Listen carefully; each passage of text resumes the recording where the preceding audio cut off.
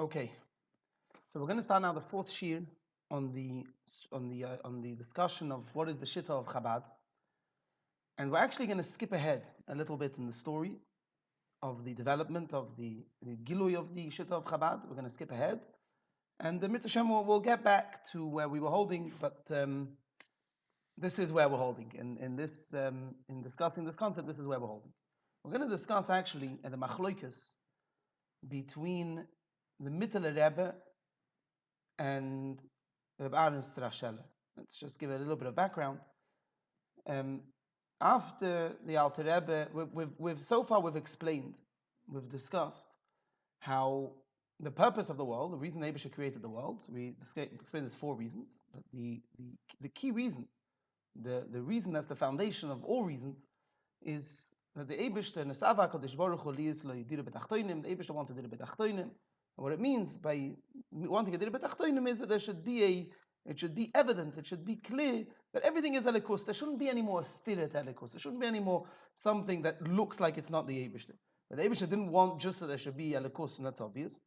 So it should be that something that in theory shouldn't feel Elikus. In theory, there's so much concealment, there's so much helim, there's so much not being able to perceive. Like by us, we don't see any sort of Elikus. That should, as we say the word we say Zol Derherin, that should be able to not just know, that should be able to actually feel that everything is Elikus, and in a way we should be able to perceive everything as for what it really is, which is Elikus. Okay, and we've explained that there was two shittas in how to implement this. This is where the Baal Shem Tov began, and punkt in how the Baal Shem Tov often we didn't discuss. We started from the Alter Rebbe because we're discussing specifically the Shittah of Chabad, but we will get eventually to the Baal Shem Tov and to the Maggid. We're not going in chronological order. We're going in the order of the concepts of understanding the base, the core Yesodistic concepts. So we jumped to explain that there was a machlokus in the Alter Rebbe and the other Talmidei HaMaggid, or not all Talmidei HaMaggid. Quite a few agreed with the Alter Rebbe, but generally speaking, we discussed it in a machlokus in the Alter Rebbe with Reb Shlomo Karliner, although it was much broader than that, which we began to discuss. But the question is, how do you get to this Dira B'Tachtonim? How do we create a matzav where everybody with their own avodah is able to be megala that there's the Eibusha in the world? So there was the regular, there was Reb Shlomo Karliner, which eventually afterwards comes at the time was a machlokas, and then becomes re-upped later with Reb Avraham Kalisker and many others, who they felt that what you need to have is bittul ter tzaddik. Not every neshama is able to develop the heights that it needs to get to. Not every neshama is able to elevate, to be able to have the biggest kavanas that a neshama can have. Right? So what it does is everybody has its head neshama. And through its head neshama, it becomes connected to the Eibusha. So all you really need is bittul to the head of your part of the neshama, which is a bittul to a tzaddik. The pasuk, the Gemara, which says that Chavakuk came and said all 613 mitzvahs. You want to be able to keep all 613 mitzvahs.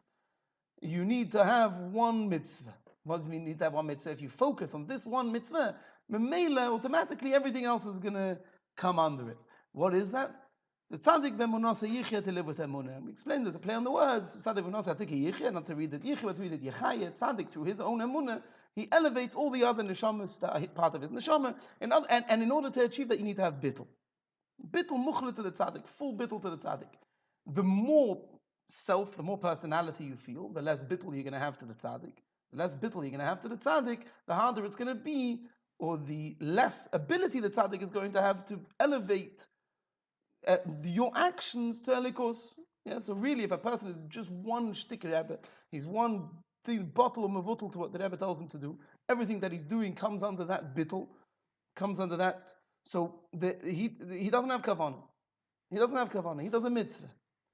But that mitzvah, the tzaddik is then able to takes that mitzvah and imbues it with the chayis that it needs to have to go to elikos. So we explain that the Rebbe says, but that's not dira b'tachtoinim. That's Maisa HaMitzvahs, Dira B'Tachtoinim and Maisa HaMitzvahs.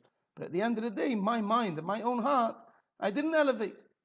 Although Marish eats from the Eitzadas, and he has not only elevates his moichin, not only does he, so now Dira B'Tachtonim is not only in Kop, it's in Midas, there's the Tainog involved, there's the emotion, and if the Chassid himself doesn't have the feel, if the Chassid himself never changed, if the person doing the mitzvah never changed, he's just doing the mitzvahs, but be'etzem his personality, his mind and his heart never changed, so Dira B'Tachtonim is missing in his mind and his heart, he's only being led by a puppet master, or he's only being imbued by somebody else's energy.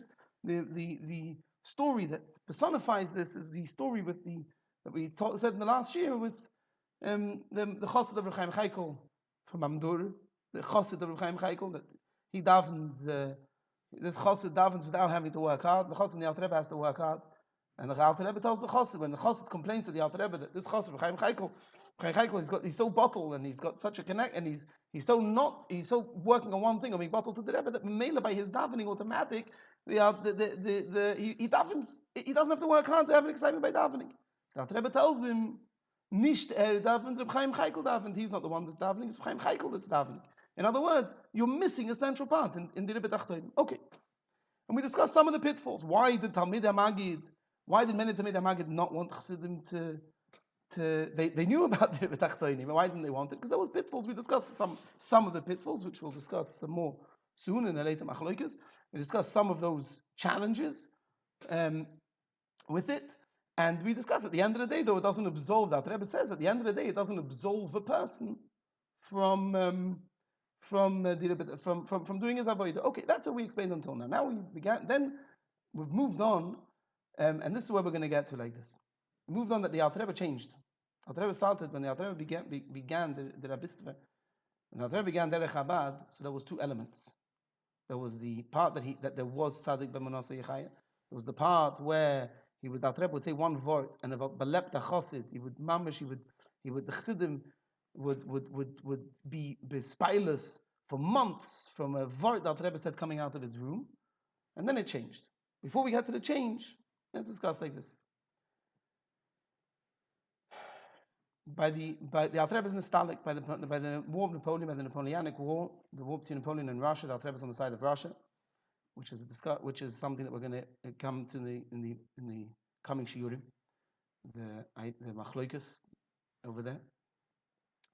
And after and by the middle of the war, just as Russia begins to win, just as the tables are turned, the Alter Rebbe becomes very unwell, and on Chav Dalet Tevis, Kotov Ein Gimel, the Alter Rebbe is nostalgic in a small town called Piana, and there's no Beis Olam, there's no Yiddish Kehillah there at all. Nearby there was the Yiddish Kehillah of Hadich, and they bury the Alter Rebbe in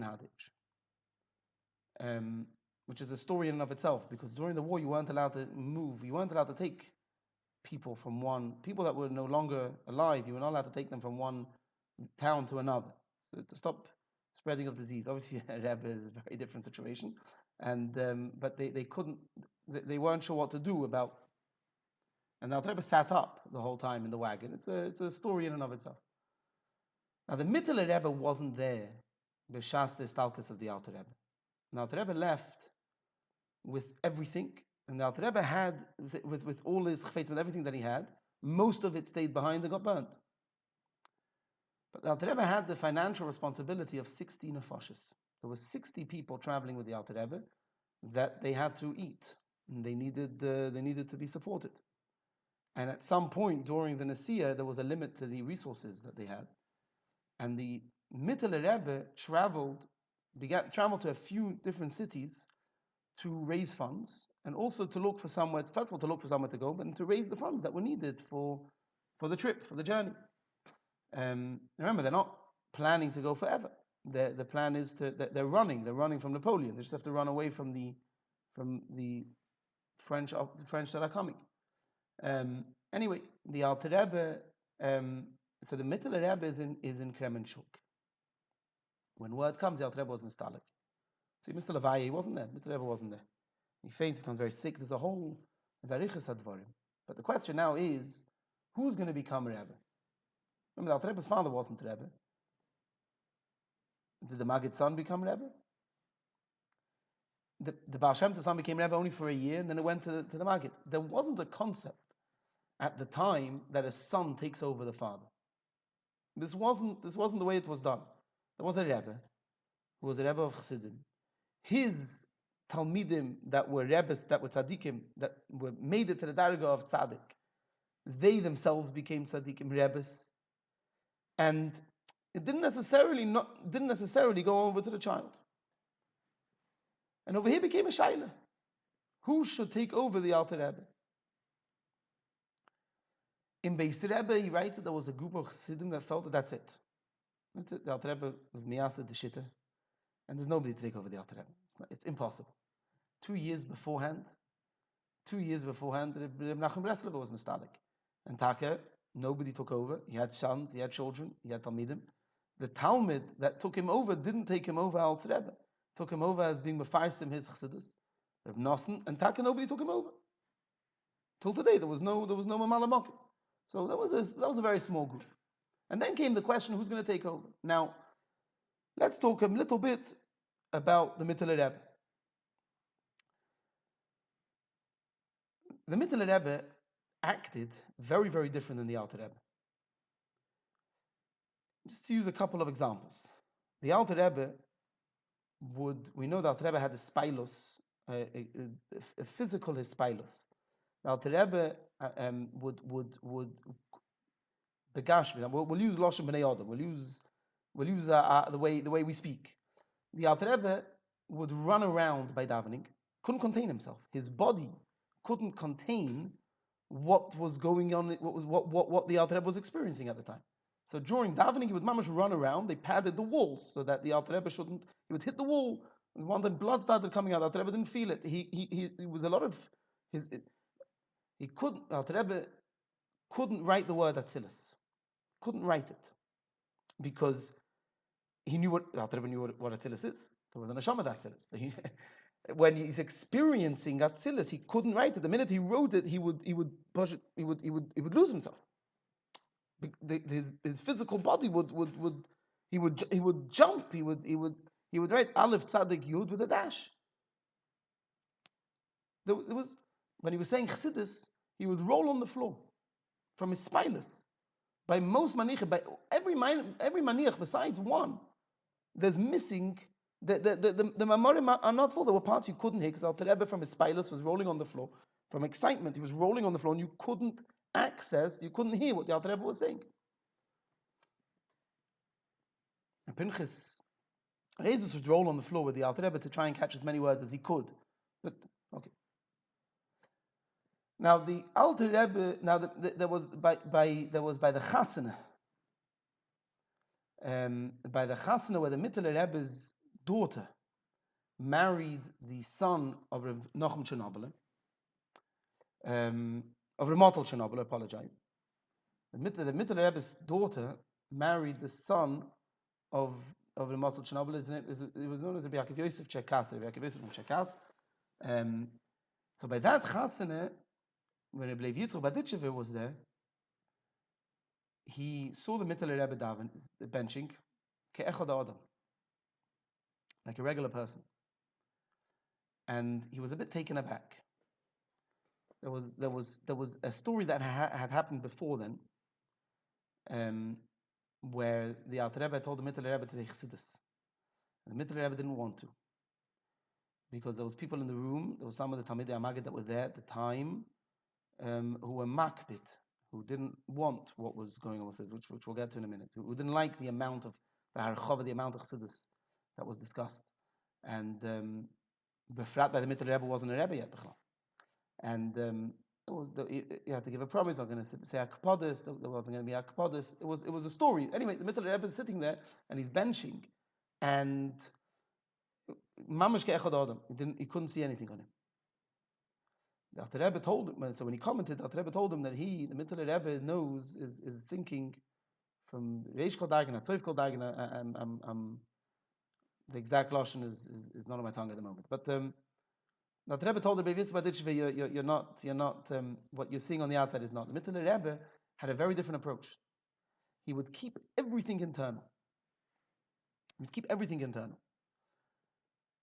the famous story that the Rebbe told, that the Mittler Rebbe would sweat so much, he wouldn't move when he was thinking, but he would sweat so much, the power of the thought would make such an effect that not that he would have his spilus, not that he would lose himself in his body. He would sweat, and one time he sweated so much that it came out of the yarmulke of his streimel, which means he had so much steam coming out of his head that from the yarmulke of his streimel, which the Rebbe says, which was in a triangle. There was a point at the top. I'm not sure if it was like the Ruzhin Streimel. I'm not sure. The Rebbe shows there was a peak at the top, and there was water dripping out. That's how much steam was coming out. But there was a very different style to the Alter Rebbe. So there was Chassidim that they weren't sure. Then you had Chassidim who were very strongly of the opinion that the Mittler Rebbe must take over. And they write a letter to Kerman-Shuk to tell the Mittler Rebbe has to take over.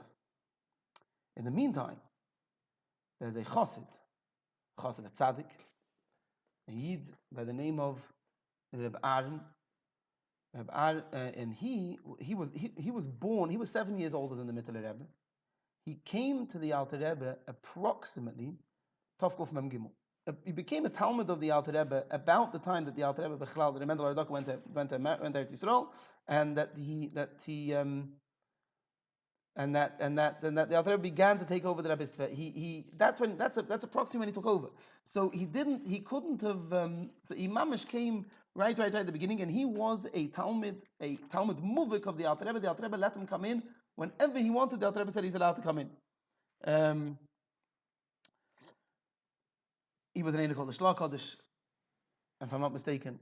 His name is Reb Aaron Horowitz, Reb Aaron Halevi Horowitz, and he was mamish. He had, like a son, he had free access to the Alter Rebbe whenever he needed. He would learn with the Mittler Rebbe together b'chavrusa. He was mashpi of the Mittler Rebbe. At the beginning, he was 7 years older. He was mashpi of the Mittler Rebbe. And he was the Talmud, where there's letters that were signed to the Chassidim in general. For example, Takonos Liyozhna, when the Alter Rebbe made limitations to the Chassidim coming, him and the Mittler Rebbe signed. They were both the mashpiyim of Chassidim. So I'm saying he's not coming fakert. He was the Talmud. He, after the Stalkas of the Alter Rebbe, and actually begins a bit before.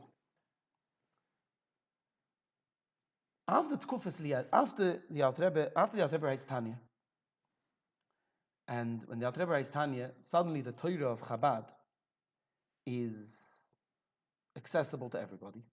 Anybody that wants can take it. There's a Kpeda. There's a Kpeda in Shemayim. That suddenly, what's going on? So, if you recall, the Alter Rebbe says that understanding Elikus, having a relationship to Elikus, feeling Elikus on your own accord, is not only for tzaddikim, it's for any person. Any person in the world has to understand Elikus. Da'as Elikei Avicha. Every person has to understand the Eibishter. In order to do that, you have to learn about Elikus. In order to do that, you have to take concepts that are beremiza in Kabbalah, and you need to explain them in terminology and language that your average person can understand. And this the Alter Rebbe begins to do in Tanya. He takes certain Kisvei Arizal, Musogim in Kabbalah, and translates them, puts them into Dugmos, into Meshalim, and explains them that any person that learns it and thinks about it can understand it. This is the Kpei de L'Mayla. Now, what happens when that happens? So suddenly, you have now a whole new concept. You have now people who are not capable, at the moment for sure not, but we'll get to even if ever, they're not capable to be able to properly feel what they're learning. And yet they're learning it, yet they're discussing it.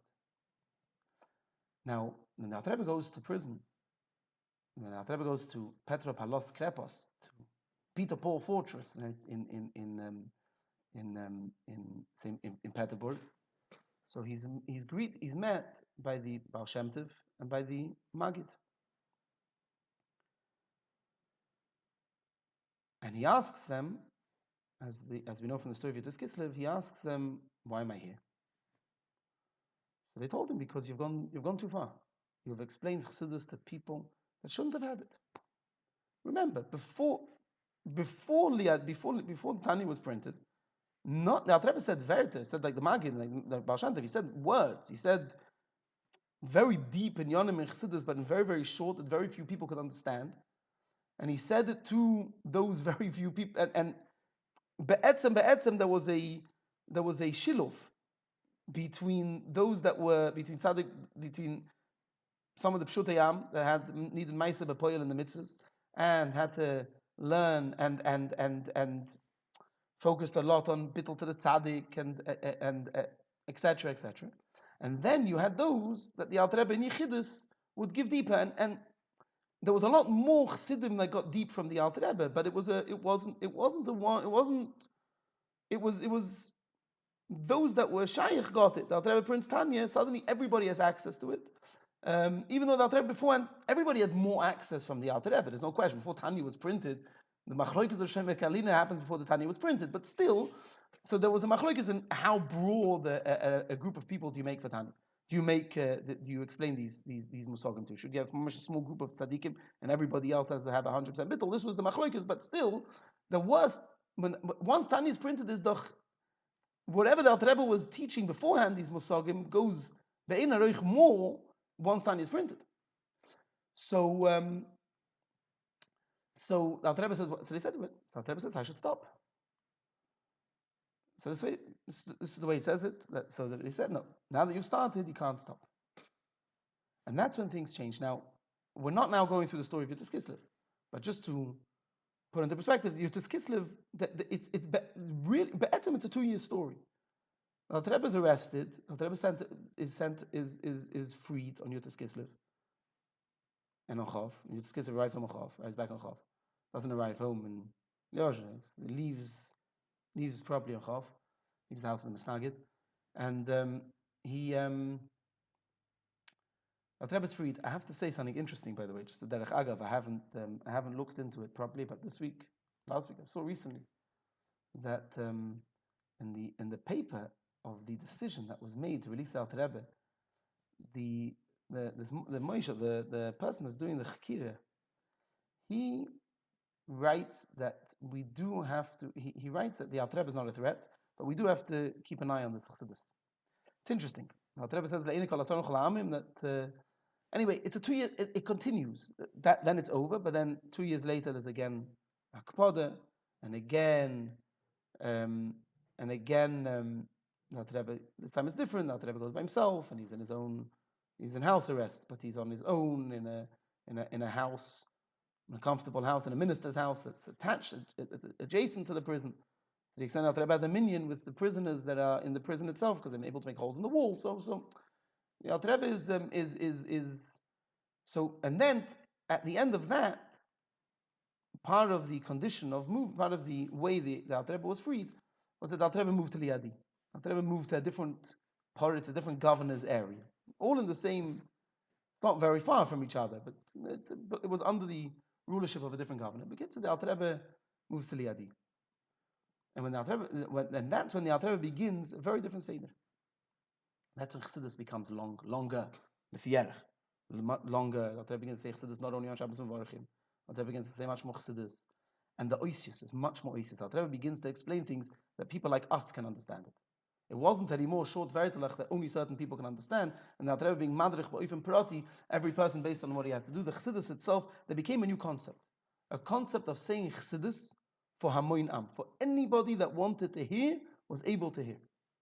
Anyone that needed to think was able to think. It's true that beforehand, Shittas Isboinus, again, wasn't that mamish that the Alter Rebbe started Shittas Isboinus only after Liadi, we see only after Petersburg. We know this clearly, we see this from the Machloikas Alter Rebbe has beforehand. and from the Chassidus Alter Rebbe says beforehand, and from the fact that Tanya is written beforehand. But the point is that from when Tanya is printed, and then the arrest, and then the freeing, and then and this nakuda that it has to now go much from now that you started, you have to go even more. That's when the Alter Rebbe begins to teach Chassidus, be mavar things and oisius that every single person can understand. Now, after the stalkus of the Alter Rebbe, Reb Aaron Strasheller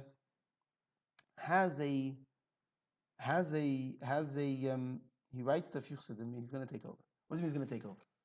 You need a leader. You need someone to be madrich. You need a mashpia. You need somebody to guide you. And a lot of Chassidim took Reb Aaron Strasheller, took him. Reb Aaron Strasheller continued very much the derech of the Alter Rebbe. Reb Aaron Strasheller was a Yida tzaddik. A tzaddik was a Kaddish. When he would say Chassidus, he couldn't contain himself. He would jump on the table sometimes from his ragshas when he said Chassidus. When he davened, he would run around the room. His hanhoge, the way he acted, was very, very similar to the Alter Rebbe. There's actually a maimer. We're not this year going to discuss his pilus. That's not what we're going to discuss. And we'll discuss this maimer at length when we do discuss the nakuda of his pilus in Chabad, in our Shitta. But there was a story, there was a maimer the Alter Rebbe said against his pilus. Pilus means excitement. Against excitement. And there's a note from the Tzemach Tzedek on the maimer that it was said when his pilus, on the maimer it says, this maimer was said when there was too much his pilus, when there was a chassid who had too much his pilus. And it wasn't real. There was a pilus that wasn't real. Too much pilus that wasn't real. So he thought that a Marash saw it. And the Marash thought that it was referring to the Rebbe Strasheller. And he asked Tzemach Tzedek. Tzemach Tzedek said, no, Chas v'shalom. By him it was real. It was emes lamita by Rebbe Strasheller. His pilus was real. Means that he couldn't. He had this anhoga of the Alter Rebbe that he couldn't contain himself. We went through a couple of minutes ago that by the Mittel Rebbe was very different. I'm talking about personality is the wrong word to use because personality is due to derech and avodas Hashem, but in personality was very different. Where Reb Aaron Strasheller mamish was very similar to the anhoga of the Alter Rebbe in the way he acted. The Mittel Rebbe was very, very different. That's not where the difference in Rebbe's come. There was a fundamental difference in how to be madrich Chassidim as well. And this is the machlokes. Be'etzem is the machlokes. Reb Aaron Strasheller tained that that in order to think about something, you think and you feel, and that's how it works. That's what Alter Rebbe said. You think. You need to have a zboinunus. You need to think. And you need to be able to feel. You need to be able to feel eventually that which you're thinking about. Not just feel it, really feel it. Don't contain yourself. It should be mamash something that you cannot contain yourself. You are running from his pilus. Of course, there's a middle stage, which means when a person is being misboinen and he doesn't feel it, but it has to come lidei his pilus. It has to come into emotion. The Mittel Rebbe disagreed. The Mittel Rebbe said that just thinking is enough. There's actually 3 levels. There's just thinking is enough. There's thinking and feeling, and then there's thinking. Let's talk it just in the basic. Says the Mittel Rebbe, just thinking is enough. And it's actually a machlokes in Tanya. In Tanya, in Perek Tazayin, the Alter Rebbe says that a person, all this that we explained, that there's a physical emotion that comes from the thought. That's the way it is. Not by everybody. Not only is it not by everybody, there are people that it's impossible. There are certain things that as much as you think about, you will not be able to feel, and it's mamish to do with the shoyresh and neshama. If the neshama is a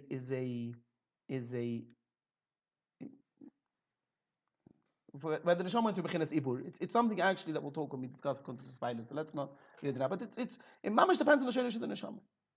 So in other words, it could be somebody at every level. A person can feel a spilus somewhere. A person can get excited about something somewhere. But there are certain concepts that we can learn in Chassidus that based on this person's shaylish neshama, he will never be able to feel that which is coming out of his spilus, of his thinking. He's going to think, he's going to learn, he's going to discuss, he's going to koch in something. He's going to understand it incredibly well in his mind. He's mamash going to understand it. But he will never, ever properly feel that which he understands very deeply. Should that person be learning this concept? Remember, the whole purpose of the Avodah is that the person should feel and think about Elikos. The person should have in his mind the Hakorin Elikos, that everything's Elikos. And a person should feel Elikos. That's the Chet Eitzadas. What about this thing a person can't, he will not feel? Based on the fact that there's a Shodesh and a Sham, he won't feel it. He's not at that level. He's not of that caliber. He's not capable for it. Should he do it? Says Reb Anis Rashagar, absolutely not. Absolutely not. You won't feel it. You won't feel it. So it's not for you. What is this? Sakronis. I'm curious. I'm interested to know how Elikus works, and therefore, no. The whole purpose of Chassidus is Ma'aseh b'poel. It's in order that it should imbue us with chayes. If this is not going to imbue you with a real emotion, this part's not for you. Some people are mamash very, very limited shaykh. They're working all day. There's a mamash a limit, so this person should mamash be limited in what he does, in his isboinus. Says the Mittel Rebbe, no. That Rebbe himself says in Tanya, in Perek Design, that what happens if a person doesn't? So here's what happens. If a person can't feel, doesn't matter. Think anyway. What happens? Because there's two parts of thinking. There's two times I do something. So, Tanya and Perek Design, there's two ways I do something. I can do something because I feel I really want to do it. Or I can do something because I intellectually understand that it's the right thing to do. Now, intellectually understanding itself isn't always the best motivator. In our shitchisdika world, it's a very, very, when it comes to buying something, nobody ever buys something. Well, no, I shouldn't say nobody ever. People don't usually buy things because they understand why they should buy it. They buy things because they feel good about it. And we could look through, we don't have to give too many dogmas, we could look through some of the things that we have that we paid extra just because it's a fancier company. It was a fancier company. Because that it lasts longer. It doesn't. We've had it 5 times already and it hasn't. So why are we buying dafka from this company? Because it makes us feel good to have from this company. That's the way it is. People buy from emotion. Why should I buy certain things you want? Why is the person buying this? It makes them feel good. Makes them feel good. It's good. So it's emotion is the best motivator. Real emotion. What happens if a person can't? Says the Alter Rebbe. Doesn't matter. Come to the academic realization that this is the right thing to do. Understand it academically. Understand in your mind as Einoid Movado. And then we all have a Nefesh Elikis. In the Nefesh Elikis, says even though we don't feel it, doesn't matter. No, it doesn't matter. We don't feel it. But you should know like this. If we understand academically that we're doing something, and then we go and do it because our minds tell us to do it, are we having emotion over here or not? Again, I have no interest in doing this, but I have a clear knowledge because I've gone through the whole thing.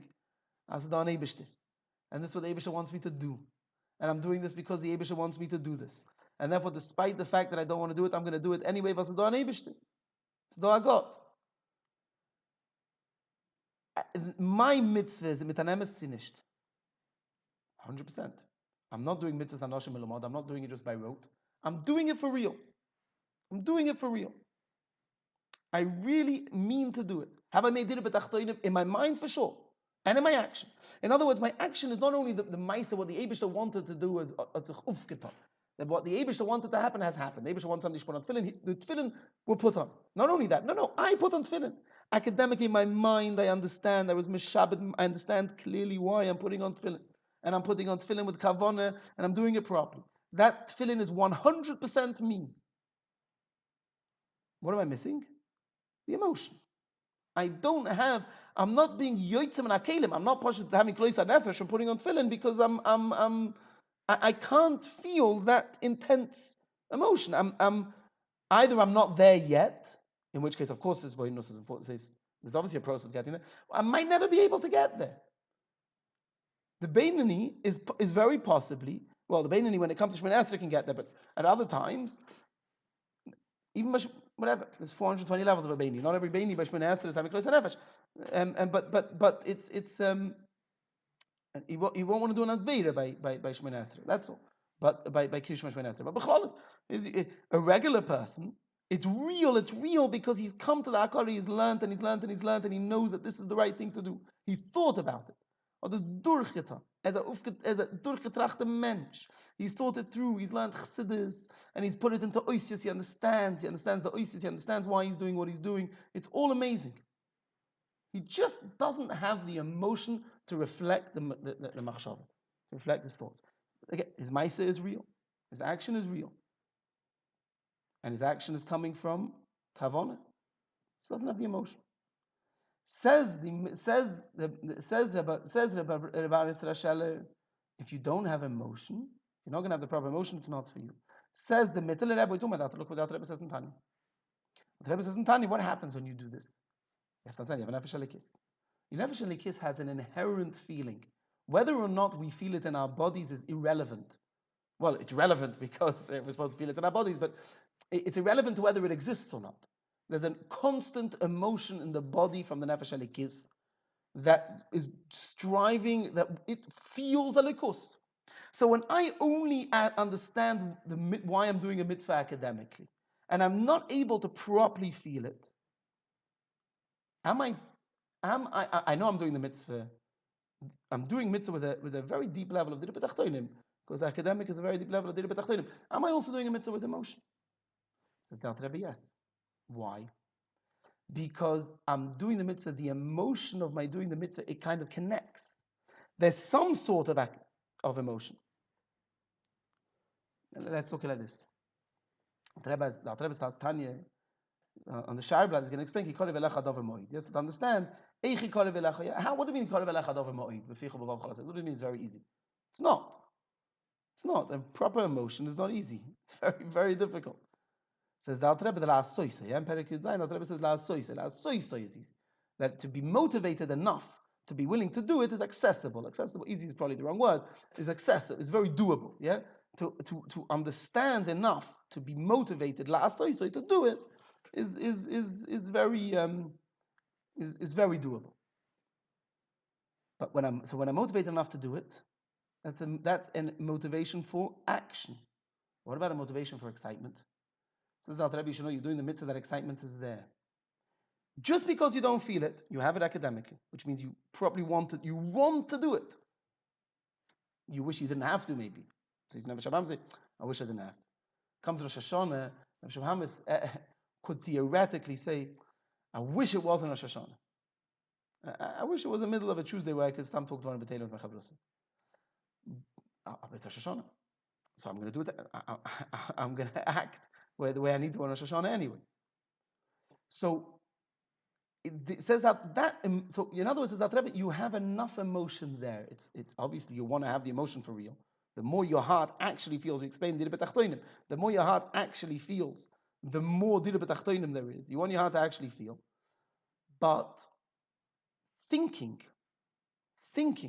elikus, thinking about the Eibishter, without the feeling coming, when it comes to Maisa mitzvahs, thinking, understanding why we do the mitzvah, even if we don't feel it mamish in our hearts, it doesn't matter. Because the mitzvah was done, I did the mitzvah, and the ava, mesoteres, the hidden love that we have anyway for the Eibishter, that we have, it adds to that emotion and creates the proper mitzvah. Obviously, a Rebbe comes in and takes it even further, but okay. Based on that, Says the Mitzvah, what about learning Chassidus itself? What about understanding the Eibishter himself? Understanding the Eibishter. What about understanding Elikos? What about understanding Elikos a little bit? Let's say I'm a person that I'm never going to have a proper feeling about Atzilus. Let's say I'm such a person. I don't know. I won't know till I die. None of us will know till we die. But, or whatever. Working on the assumption that we're working to be Beinim. Yeah? Beinim is working on the assumption he's working to become a tzaddik. To become a tzaddik. Tzaddik's working on the assumption that he's also working, everyone's working on the assumption of working to become tzaddikim. Without he's trying to be Beinim. So what happens if a person is learning about Atzilus and he's never going to feel Atzilus? He's never going to feel Atzilus. Why? Because he's not in a Neshama Atzilus. He can't relate. He can't understand. He can't understand these things. He can't understand them. He certainly can't feel them. Should he learn them first? So the man says, no. There's levels. There's levels in the Spoinus. There's levels. It's not for everybody. It's parts are for everybody. Avoid here and a kuda there. Certain things are Shaykh to everybody. But the avoid of his boinus, the avoid of what the Mitzvah Rebbe said of standing in the market and talking Yechudei Lo and Yechudei Tato, that avoid is not for everybody. No. For specific people. Tanya was made to learn with the Mashpia. Taka, also Tanya with the Mashpia. Because, and parts of Tanya might not be for everybody. Says the Mitzvah Rebbe, no, Spoinus is for everybody. You know why? Tell you why. When we're learning, what are we doing? When we're learning, we're connecting to the Eibishter. What are we doing? When we're learning, what are we having? We're connecting our minds to the Eibishter Seichel. We're connecting our minds to the Eibishter Seichel.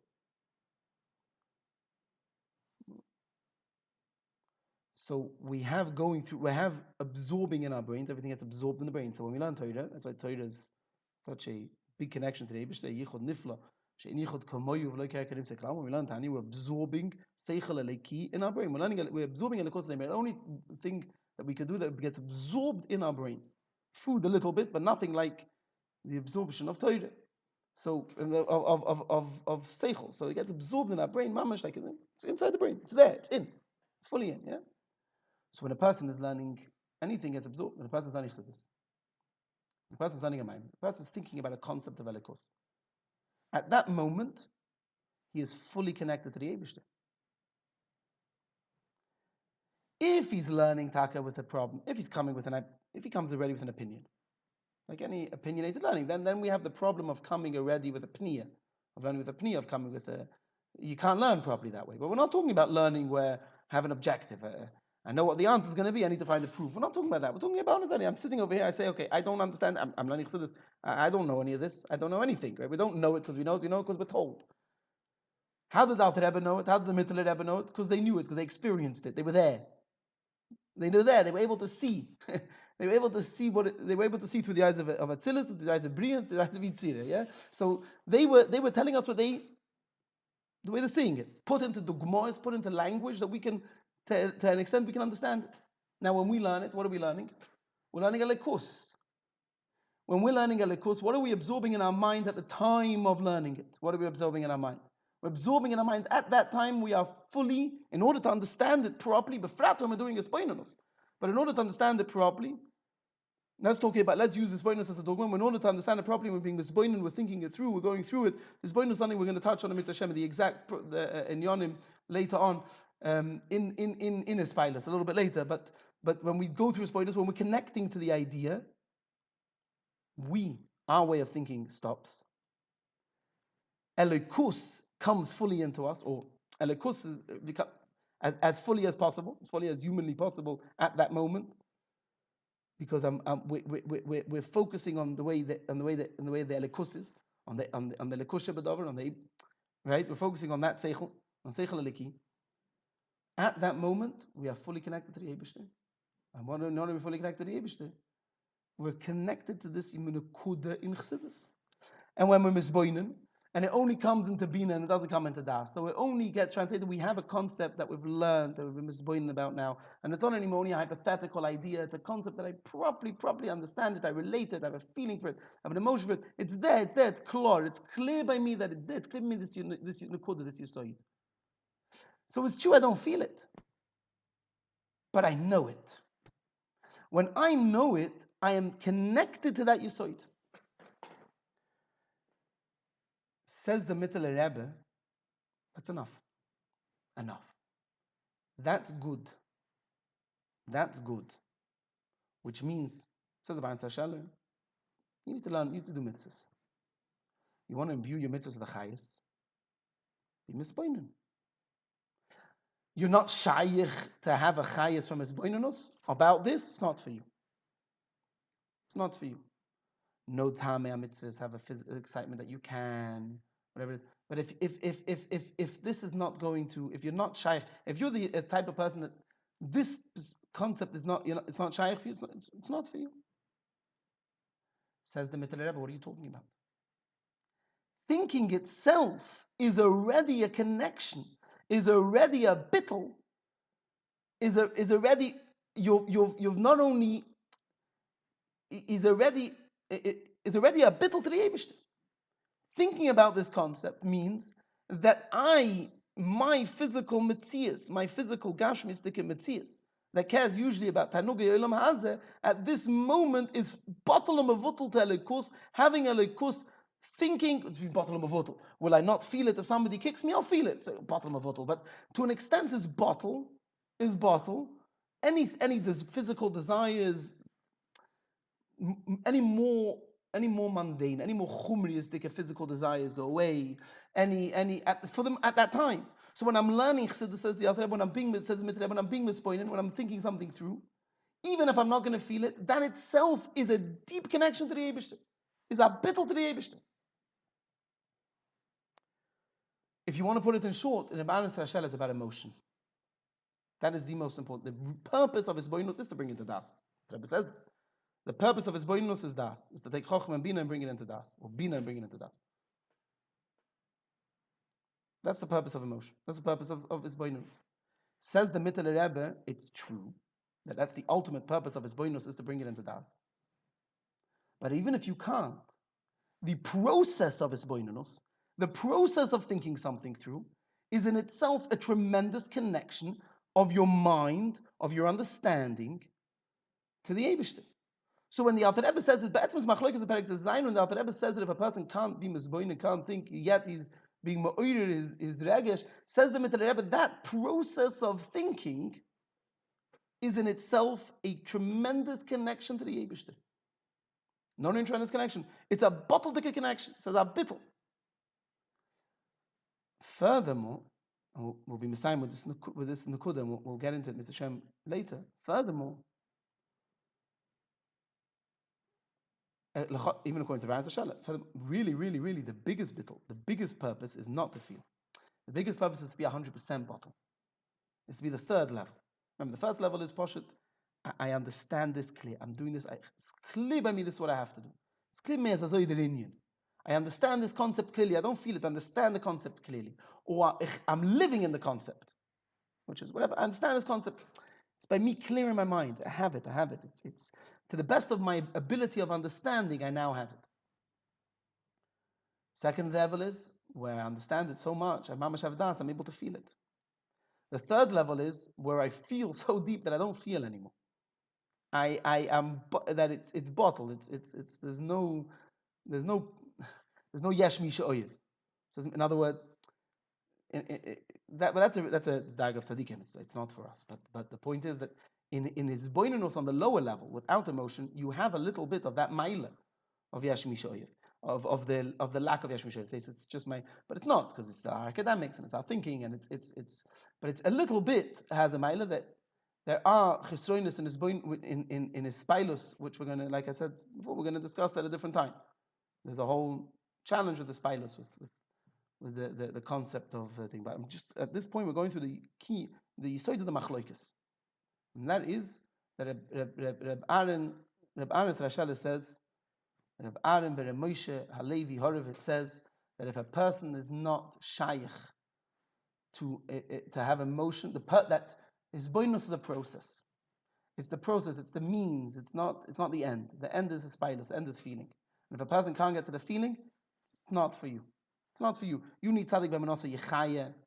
No, you need a spot. from where the level that he's not shaykh to get into feeling, it's just not for him, that level. Don't talk to him about it, don't give him oisius for it. It's not his thing. And from that level on, is Sadiq b'menasa yichaya. Says the Mittler Rebbe, make a mistake. Does it make a mistake? His boinus is not a means to an end. There's an end that comes at the end of the means, a very important end, this pilot. Very important end. Part of what we need to be misakim of the Chet Eitzadas. But the process of his boinus itself is bittul. Is being able to be, our brain starts to see things the Eibishter's way. Starts to see the elikus shebedover. And that itself is already a very big concept, already a very big inyan. Now, who is shaykh to have a little bit of hakor and elikus? Everybody. What's the shing of somebody who's b'chalal not shaykh to even a little bit in certain oisius, even enough oisius, to have in any concept, if he learns it through enough, if he thinks it through enough, everybody's shaykh to learn through concepts, even that we know we're never going to be shaykh to feel, even if we know we're never going to be shaykh to understand it properly. We're shaykh to understand things to the best of our ability, and understanding a concept to the best of our ability, the process of getting to the understanding. This is the point of it. The process of getting to understanding is seeing it in that way, and the process of getting to that understanding is already dira b'tachtoinim. And it's getting longer than I thought it would. And will Amit Hashem continue this nekuda, this yisoid, this very important inyan. Will Amit Hashem continue in the next shir, which will be next week, Amit Hashem.